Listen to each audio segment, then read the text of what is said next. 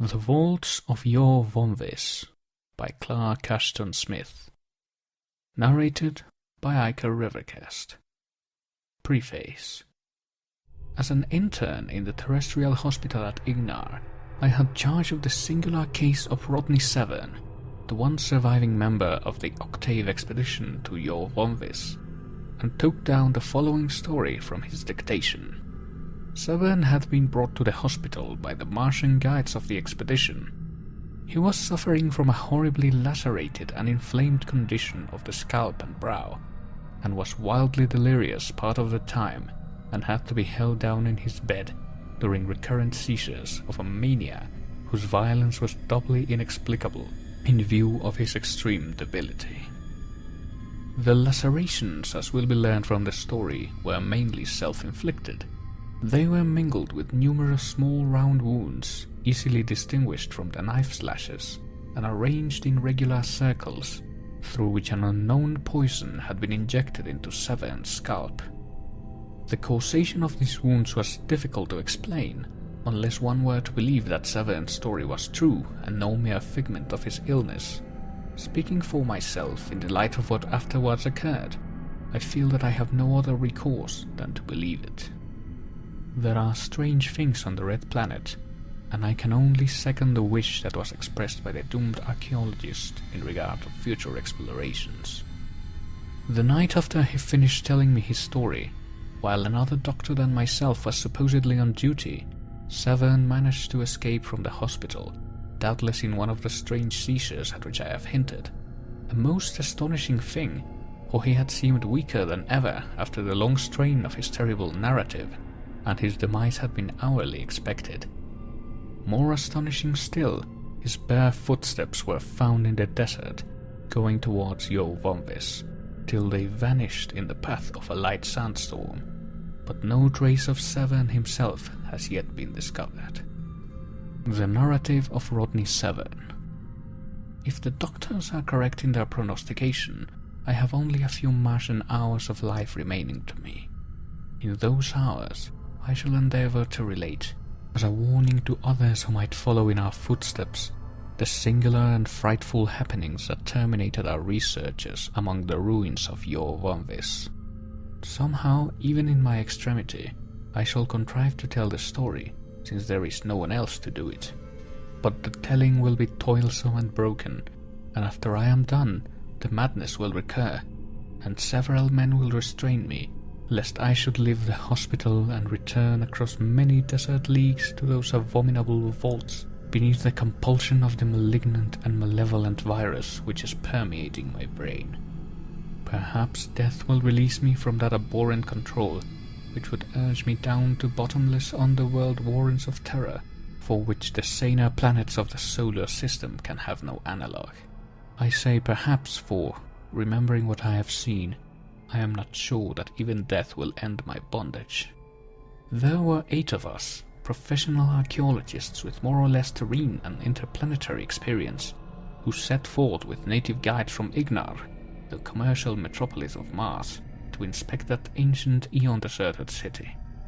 Alan Octave, our official leader, held his primacy by virtue of knowing more about Martian archaeology than any other terrestrial on the planet, and others of the party, such as William Harper and Jonas Hallgren, had been associated with him in many of his previous researches. I, Rodney 7, was more of a newcomer, having spent but a few months on Mars, and the greater part of my own ultra-terrene delvings have been confined to Venus. I had often heard of Yoh-Vombis, in a vague and legendary sort of manner, and never at first hand. Even the ubiquitous Octave had never seen it. Builded by an extinct people whose history has been lost in the latter, decadent eras of the planet, it remains a dim and fascinating riddle whose solution has never been approached, and which, I trust, may endure forevermore unsolved by man. Certainly I hope that no one will ever follow in our steps. Contrary to the impression we had received from Martian stories, we found that the semi-fabulous ruins lay at no great distance from Ignar, with its terrestrial colony and consulates. The nude, spongy-chested natives had spoken deterringly of vast deserts filled with ever-swirling sandstorms, through which we must pass to reach Yoh-Vombis, and in spite of our munificent offers of payment, it had been difficult to secure guides for the journey. We had provisioned ourselves amply and had prepared for all emergencies that might eventuate during a long trip. Therefore, we were pleased as well as surprised when we came to the ruins after 7 hours of plodding across the flat, treeless, orange-yellow desolation to the southwest of Ignar. On account of the lesser gravity, the journey was far less tiring than one who is unfamiliar with Martian conditions might expect, but because of the thin Himalaya-like air and the possible strain on our hearts, we had been careful not to hasten. Our coming to Yoh-Vombis was sudden and spectacular. Climbing the low slope of a league-long elevation of bare and deeply eroded stone, we saw before us the shattered walls of our destination, whose highest tower was notching the small remote sun that glared in stifled crimson through the floating hazes of fine sand.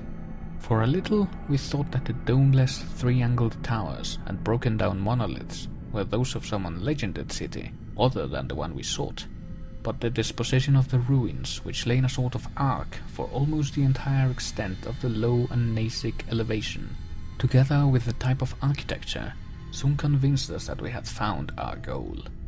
No other ancient city on Mars had been laid out in that manner, and the strange, many-terraced buttresses of the thick walls, like the stairways of forgotten Anakim, were peculiar to the prehistoric race that had built Yoh-Vombis. Moreover, Yoh-Vombis was the one remaining example of this architecture, aside from a few fragments in the neighborhood of Ignar, which we had previously examined. I have seen the hoary, sky-confronting walls of Machu Picchu amid the desolate Andes, and the teocalis that are buried in the Mexican jungles, and I have seen the frozen, giant-builded battlements of Orgam on the glacial tundras of the nightward hemisphere of Venus, but these were as things of yesteryear, bearing at least the memory or the intimation of life, compared with the awesome and lithiferous antiquity, the cycle-enduring doom of a petrified sterility that seemed to infest Yoh-Vombis. The whole region was far from the life-giving canals beyond whose environs even the more noxious flora and fauna are seldom found, and we had seen no living thing since our departure from Ignar. But here, in this place of eternal bareness and solitude, it seemed that life could never have been. The star-corroded stones were things that might have been reared by the toil of the dead to house the monstrous ghouls and demons of primal desolation. I think we all received the same impression as we stood staring in silence while the pale, Sanius-like sunset fell on the dark and megalithic ruins. I remember gasping a little in an air that seemed to have been touched by the irrespirable chill of death, and I heard the same sharp, laborious intake of breath from others of our party.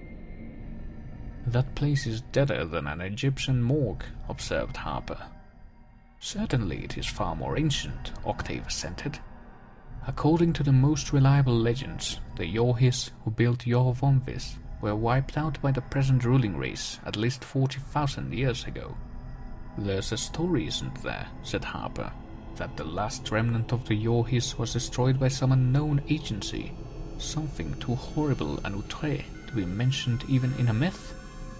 "Of course I've heard that legend," agreed Octave. "Maybe we'll find evidence among the ruins to prove or disprove it. The Yohis may have been cleaned out by some terrible epidemic, such as the Yashta pestilence, which was a kind of green mold that ate all the bones of the body, starting with the teeth and nails. But we needn't be afraid of getting it. If there are any mummies in Yoh-Vombis, the bacteria will all be dead as their victims, after so many cycles of planetary desiccation. Anyway, there ought to be a lot for us to learn. The Ihais have always been more or less shy of the place.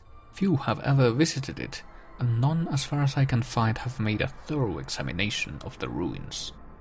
The sun had gone down with uncanny swiftness, as if it had disappeared through some sort of prestidigitation rather than the normal process of setting.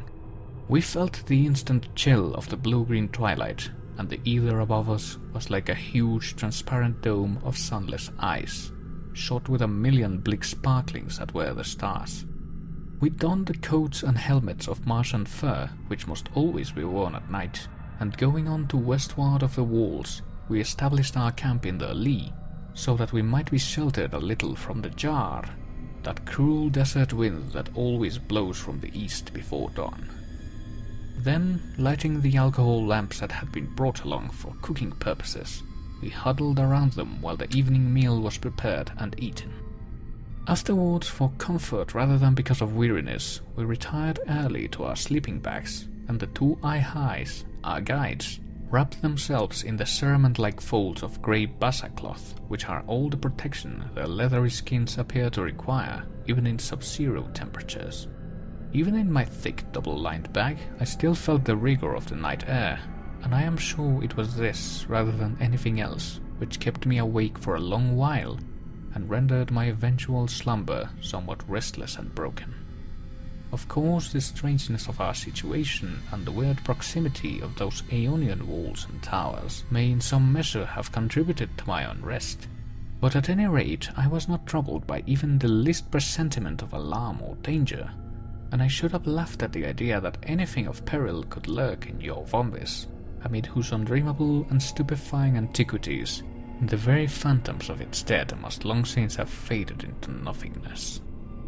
I remember little, however, except the feeling of interminable duration that often marks a shallow and interrupted sleep. I recall the marrow-piercing wind that moaned above us toward midnight, and the sand that stung my face like a fine hail as it passed, blowing from desert to immemorial desert, and I recall the still, inflexible stars that grew dim for a while with that fleeing ancient dust. Then the wind went by, and I drowsed again, with starts of semi-wakefulness.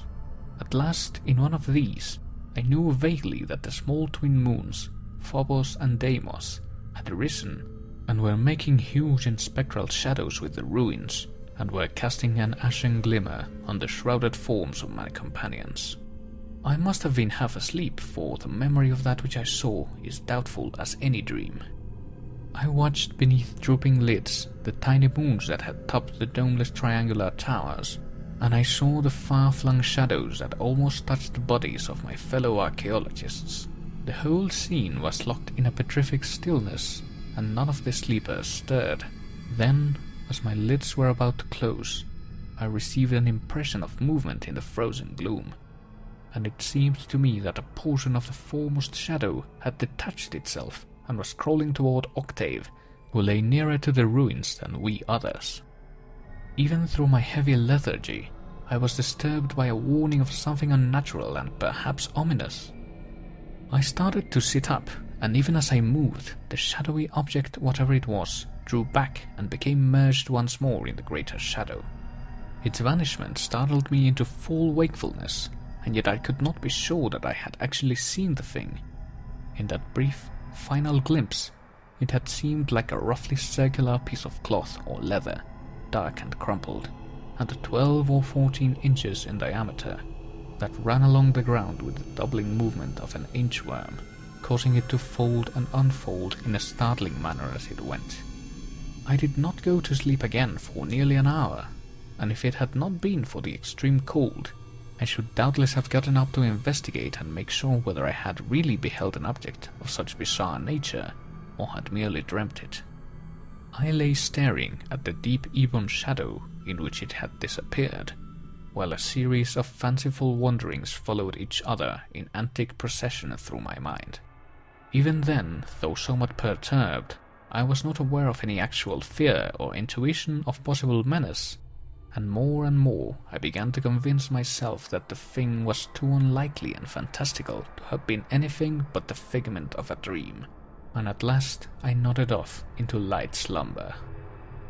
The chill, demoniac sighing of the jar across the jagged walls awoke me, and I saw that the faint moonlight had received the hueless accession of early dawn. We all arose and prepared our breakfast with fingers that grew numb in spite of the spirit lamps. Then, shivering, we ate while the sun leapt over the horizon like a juggler's ball. Enormous, gaunt, without gradations of shadow or luminosity, the ruins beetled before us in the thin light, like the mausolea of primordial giants that abide from darkness-eaten eons to confront the last dawn of an expiring orb. My queer visual experience during the night had taken on more than ever a phantasmagoric unreality, and I gave it no more than a passing thought and did not speak of it to the others. But even as the faint, distorted shadows of slumber often tinge one's waking hours, it may have contributed to the nameless mood in which I found myself, a mood in which I felt the unhuman alienage of our surroundings and the black, fathomless antiquity of the ruins like an almost unbearable oppression. The feeling seemed to be made of a million spectral adumbrations that oozed unseen but palpable from the great unearthly architecture that weighed upon me like the tomb-born incubi, but were void of form and meaning such as could be comprehended by human thought. I appeared to move not in the open air, but in the smothering gloom of sealed sepulchral vaults, to choke with a death-fraught atmosphere with the miasmata of eon-old corruption. My companions were all eager to explore the ruins, and of course it was impossible for me to even mention the apparently absurd and baseless shadows of my mood. Human beings on other worlds than their own are often subject to nervous and psychic symptoms of this sort, engendered by the unfamiliar forces, the novel radiations of their environment. But as we approached the buildings in our preliminary tour of examination, I lagged behind the others, seized by a paralyzing panic that left me unable to move or breathe for a few moments. A dark, freezing clamminess seemed to pervade my brain and muscles and suspend the inmost working. Then it lifted, and I was free to go on and follow the others. Strangely as it seemed, the two Martians refused to accompany us. Stolid and taciturn, they gave no explicit reason, but evidently nothing would induce them to enter Yoh-Vombis. Whether or not they were afraid of the ruins we were unable to determine. Their enigmatic faces, with their small oblique eyes and huge flaring nostrils, betrayed neither fear nor any emotion intelligible to man. In reply to our questions, they merely said that no Ihai had set foot among the ruins for ages. Apparently there was some mysterious taboo in connection to the place. For equipment in that preliminary tour, we took along only a crowbar and 2 picks.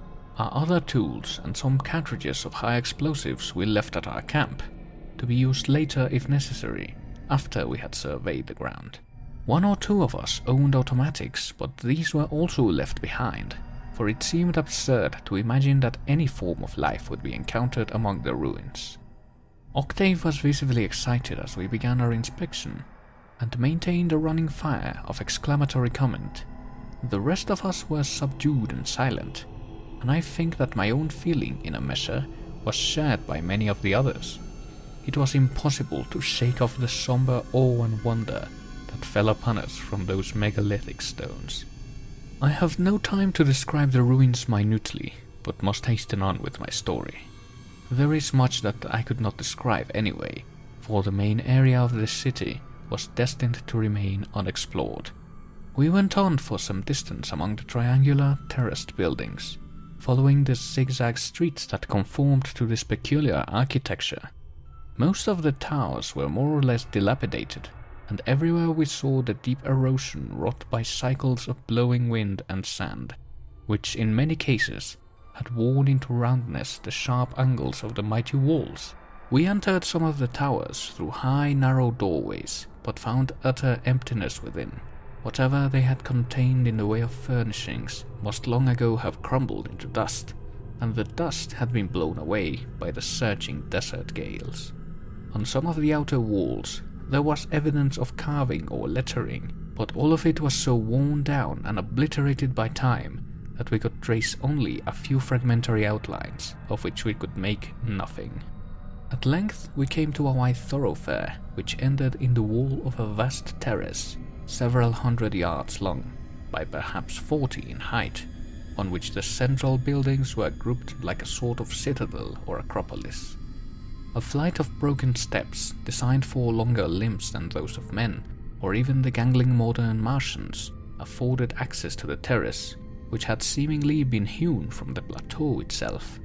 Pausing, we decided to defer our investigation of the high buildings, which, being more exposed than the others, were doubly ruinous and dilapidated, and in all likelihood would offer little for our trouble. Octave had begun to voice his disappointment over our failure to find anything in the nature of artifacts or carvings that would throw light on the history of Yoh-Vombis.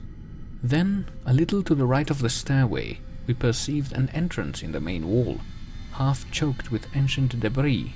Behind the hip of the treatise, we found the beginning of a downward flight of steps. Darkness poured from the opening like a visible flood, noisome and musty with primordial stagnancies of decay, and we could see nothing below the first steps, which gave the appearance of being suspended over a black gulf. Octave and myself and several others had brought along electric torches, in case we should need them in our explorations.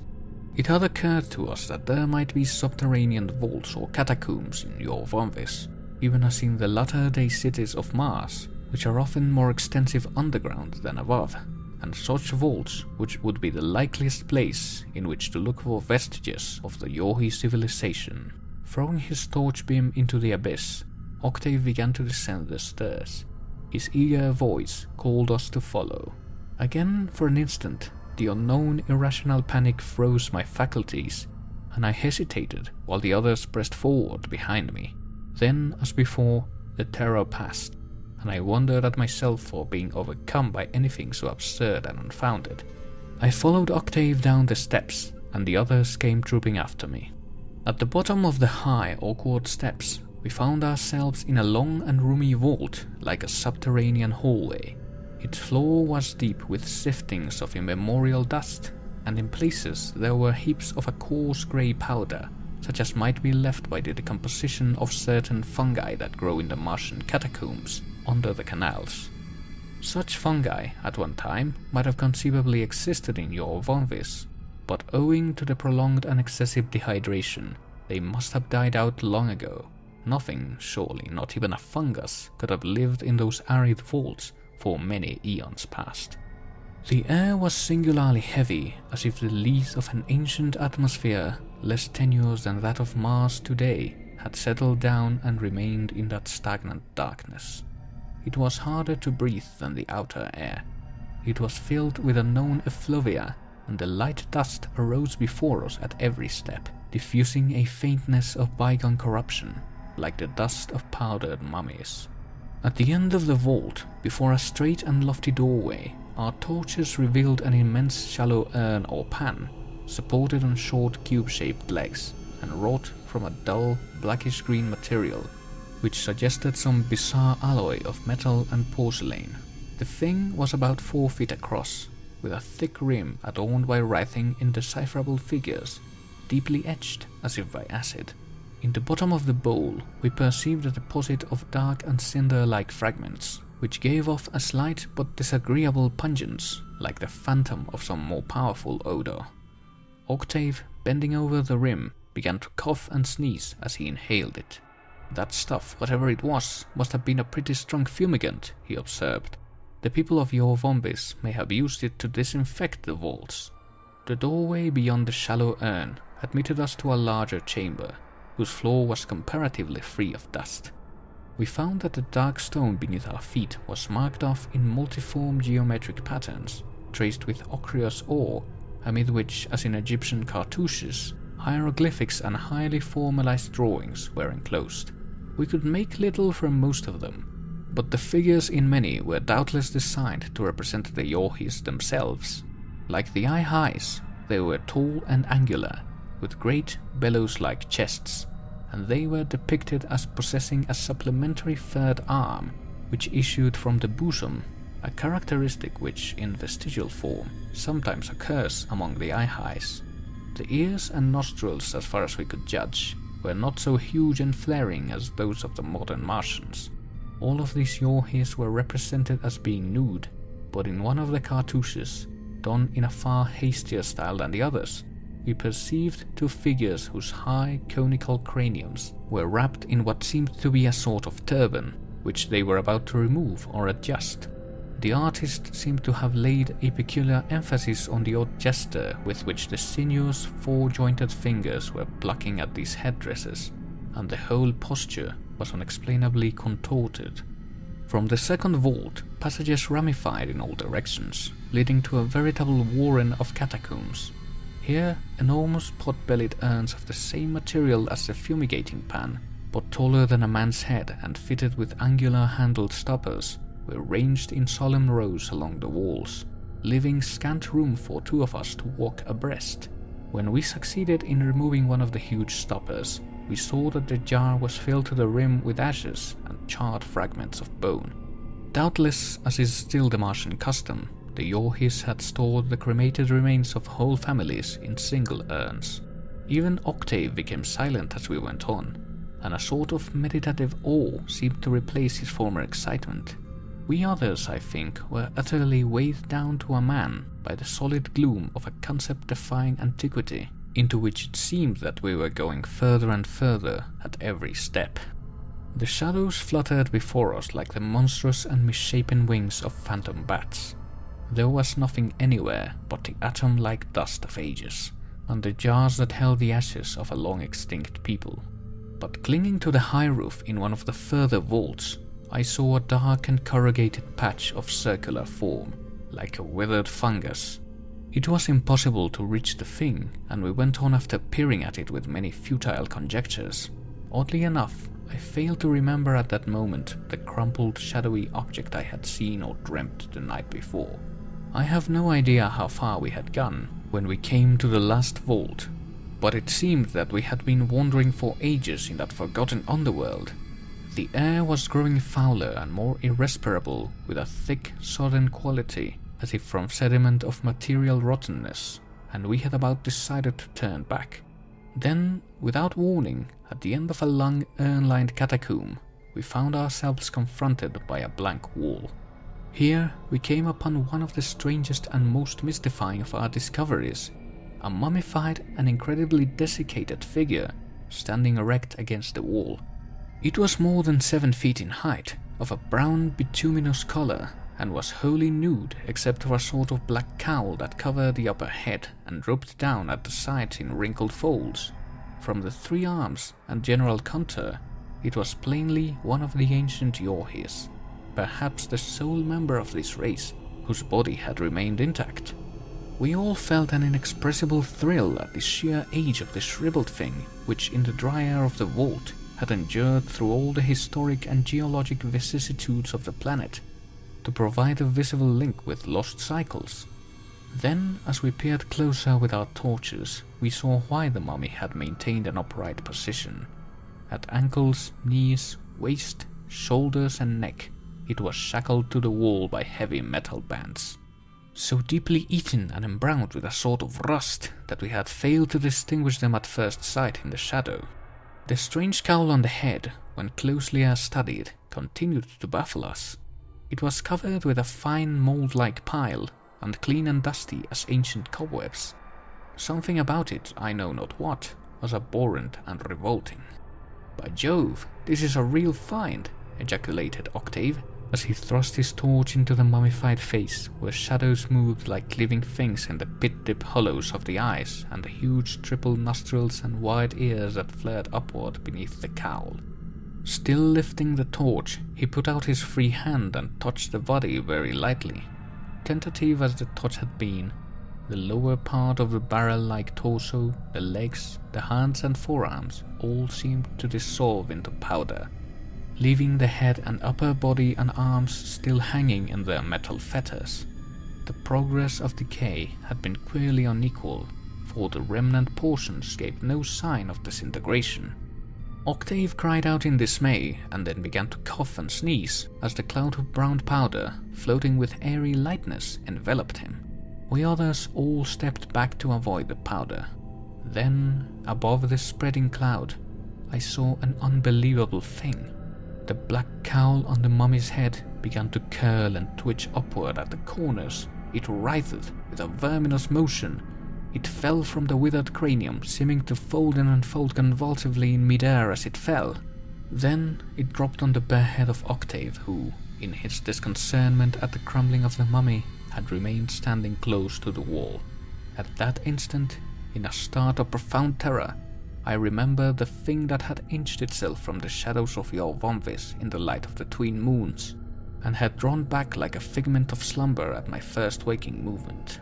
Cleaving closely as a tightened cloth, the thing enfolded Octave's hair and brow and eyes, and he shrieked wildly with incoherent pleas for help, and tore with frantic fingers at the cowl, but failed to loosen it.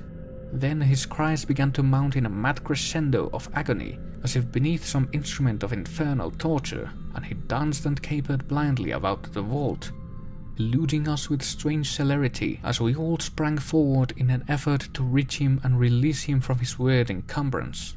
The whole happening was mysterious as a nightmare, but the thing that had fallen on his head was plainly some unclassified form of Martian life, which, contrary to all the known laws of science, had survived in those primordial catacombs. We must rescue him from its clutches if we could. We tried to close in on the frenzied figure of our chief, which, in the far from roomy space between the last urns and the wall, should have been an easy matter. But darting away in a manner doubly incomprehensible because of his blindfolded condition, he circled about us and ran past, to disappear among the urns toward the outer labyrinth of intersecting catacombs. "My God, what has happened to him?" cried Harper. "The man acts as if he were possessed." There was obviously no time for a discussion of the enigma, and we all followed Octave as speedily as our astonishment would permit. We had lost sight of him in the darkness, and when we came to the first division of the vaults, we were doubtful as to which passage he had taken, till we heard a shrill scream, several times repeated, in a catacomb on the extreme left. There was a weird, unearthly quality in those screams, which may have been due to the long stagnant air or the peculiar acoustics of the ramifying caverns, but somehow I could not imagine them as issuing from human lips, at least not from those of a living man.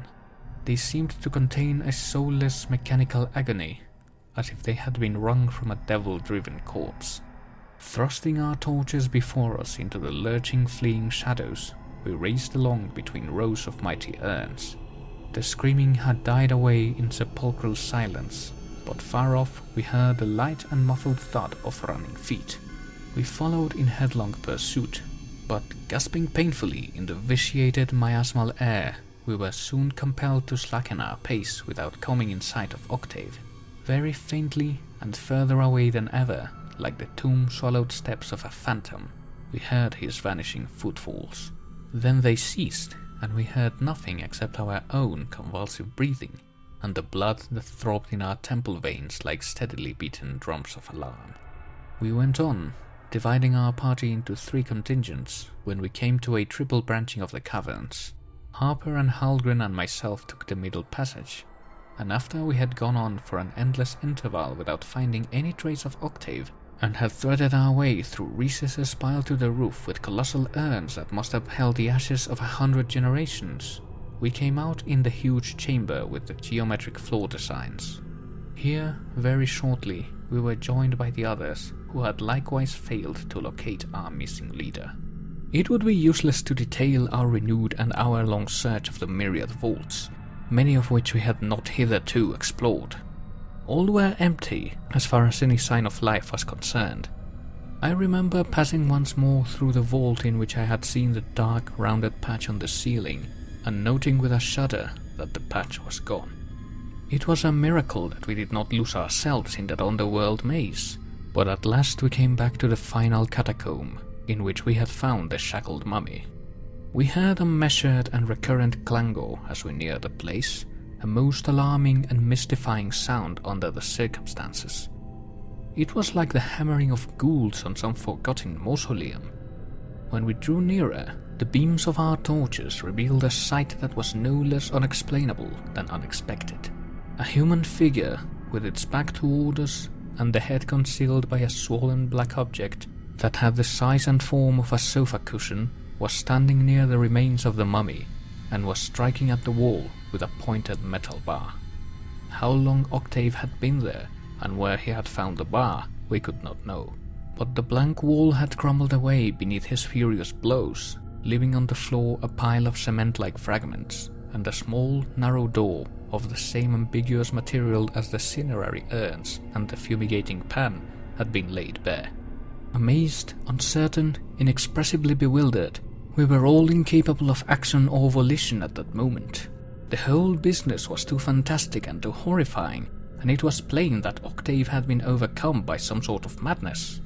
I, for one, felt the violent upsurge of sudden nausea when I had identified the loathsomely bloated thing that clung to Octave's head and drooped in obscene turnescence on his neck. I did not dare to surmise the causation of its bloating. Before any of us could recover our faculties, Octave flung aside the metal bar and began to fumble for something in the wall. It must have been a hidden spring, though how he could have known its location or existence is beyond all legitimate conjecture. With a dull, hideous grating, the uncovered door swung inward, thick and ponderous as a mausoleum slab, leaving an aperture from which the nether midnight seemed to well like a flood of aeon-buried foulness. Somehow, at that instant, our electric torches appeared to flicker and grow dim, and we all breathed a suffocating fetor, like a draught from the inner worlds of immemorial putrescence. Octave had turned toward us now, and he stood in an idle posture before the open door, like one who has finished some ordained task. I was the first of our party to throw off the paralyzing spell, and pulling out a clasp knife, the only semblance of a weapon which I carried, I ran over to him. He moved back, but not quickly enough to evade me, when I stabbed with the 4-inch blade at the black, turgescent mass that enveloped his whole upper head and hung down upon his eyes. What the thing was, I should prefer not to imagine, if it were possible to imagine. It was formless as a great slug, with neither head nor tail nor apparent organs, an unclean, puffy, leathery thing, covered with that fine, mold-like fur of which I had spoken. The knife tore into it as if through rotten parchment, making a long gash, and the horror appeared to collapse like a broken bladder. Out of it there gushed a sickening torrent of human blood, mingled with dark filiated masses that may have been half-dissolved hair, and floating gelatinous lumps like molten bone, and shreds of a curvy white substance. At the same time, Octave began to stagger, and went down at full length on the floor. Disturbed by his fall, the mummy dust rose about him in a curling cloud, beneath which he lay mortally still. Conquering my revulsion and choking with the dust, I bent over him and tore the flaccid, oozing horror from his head. It came with unexpected ease, as if I had removed a limp rag, but I wished to God that I had let it remain.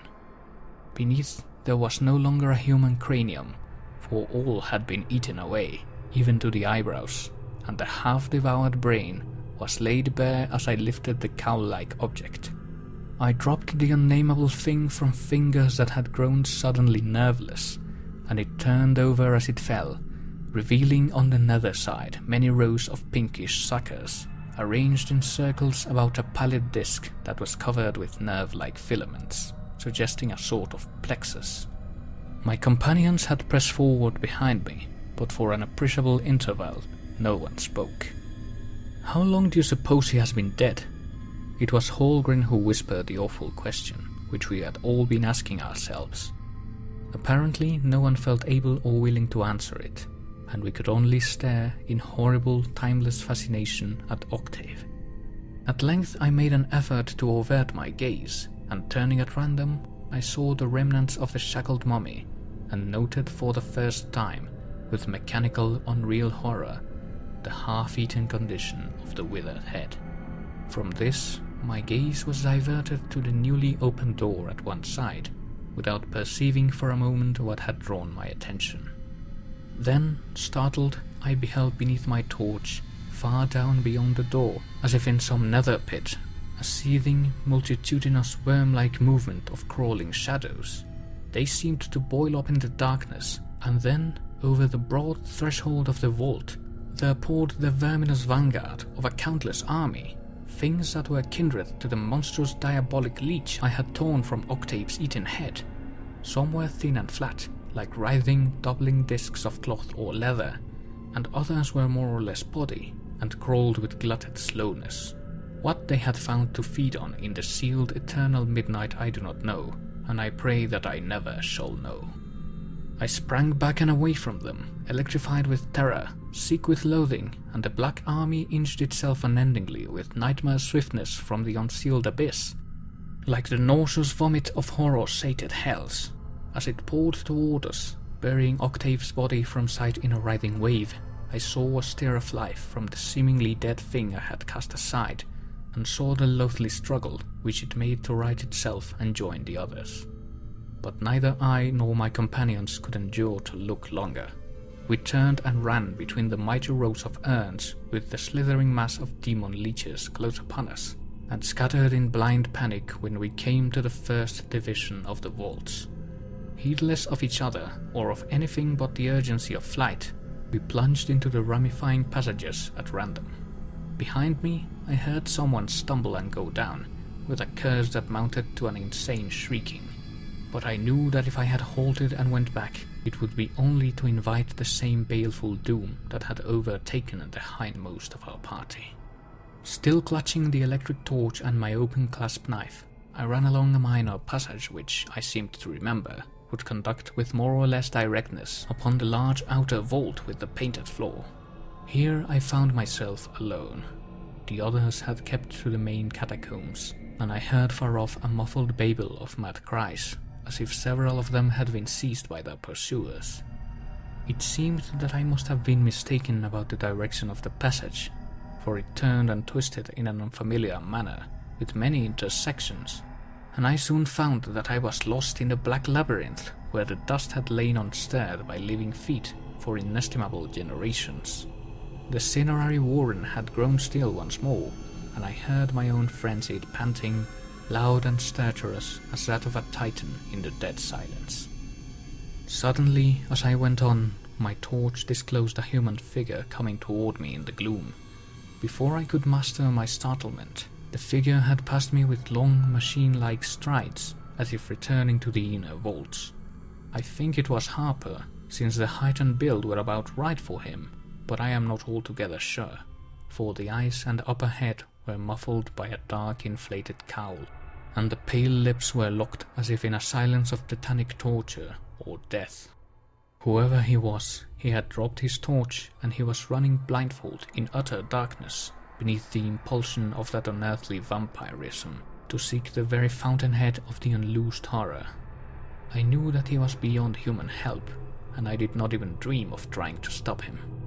Trembling violently, I resumed my flight, and was passed by two more of our party, stalking by with mechanical swiftness and sureness, and cowled with those satanic leeches. The others must have returned by way of the main passages, for I did not meet them, and I was never to see them again. The remainder of my flight is a blur of pandemonium terror. Once more, after thinking that I was near the outer cavern, I found myself astray, and fled through a ranged eternity of monstrous urns, in vaults that must have extended for an unknown distance beyond our explorations. It seemed that I had gone on for years, and my lungs were choking with the eon-dead air, and my legs were ready to crumble beneath me, when I saw far off a tiny point of blessed daylight. I ran toward it with all the terrors of the alien darkness crowding behind me and accursed shadows flittering before, and saw that the vault ended in a low, ruinous entrance, littered by rubble on which there fell an arc of thin sunshine. It was another entrance than the one by which we had penetrated this lethal underworld. I was within a dozen feet of the opening when, without sound or other intimation, something dropped upon my head from the roof above, blinding me instantly and closing upon me like a tautened net. My brow and scalp at the same time were shot through with a million needle-like pangs, a manifold, ever-growing agony that seemed to pierce the very bone and converge from all sides upon my inmost brain. The terror and suffering of that movement were worse than aught which the hells of earthly madness or delirium could ever contain. I felt the foul vampiric clutch of an atrocious death, and of more than death. I believed that I dropped the torch, but the fingers of my right hand had still retained the open knife. Instinctively, since I was hardly capable of conscious volition, I raised the knife and slashed blindly, again and again, many times, at the thing that had fastened its deadly folds upon me. The blade must have gone through and through the clinging monstrosity to gash my own flesh in a score of places, but I did not feel the pain of those wounds in the million throbbing torment that possessed me. At last I saw light, and saw that a black strip, loosened from above my eyes and dripping with my own blood, was hanging down my cheek.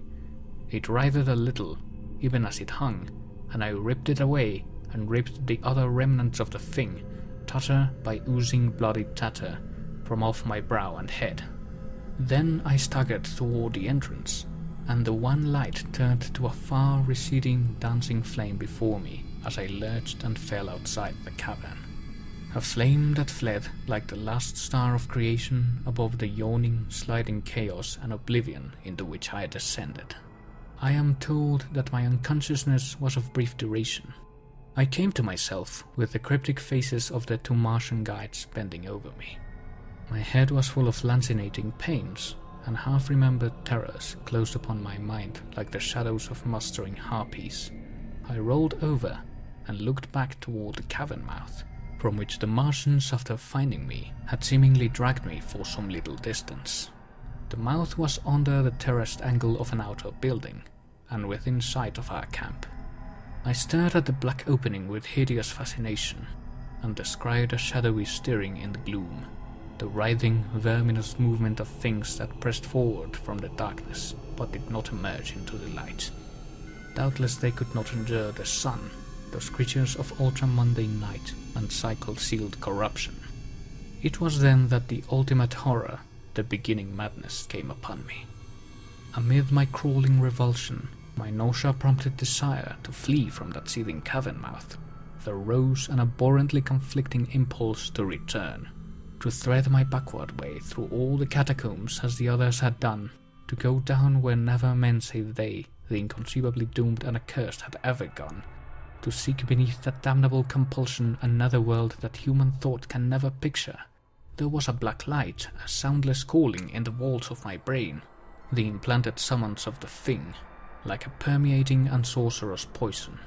It lured me to the subterranean door that was walled up by the dying people of Yoh-Vombis, to immure those hellish and immortal leeches, those dark parasites that engraft their own abominable life on the half-eaten brains of the dead. It called me to the depths beyond, where dwelled the noisome necromantic ones, of whom the leeches, with all their powers of vampirism and diabolism, are but the merest minions. It was only the two eye-highs who prevented me from going back. I struggled, I fought them insanely as they strove to retard me with their spongy arms, but I must have been pretty thoroughly exhausted from all the superhuman adventures of the day, and I went down once more, after a little, into fathomless nothingness, from which I floated out at long intervals to realize that I was being carried across the desert toward Ignar. Well, that is all my story. I have tried to tell it fully and coherently, at a cost that would be unimaginable to the sane, to tell it before the madness falls upon me again, as it will very soon, as it is doing now. Yes, I have told my story, and you have written it all out, haven't you?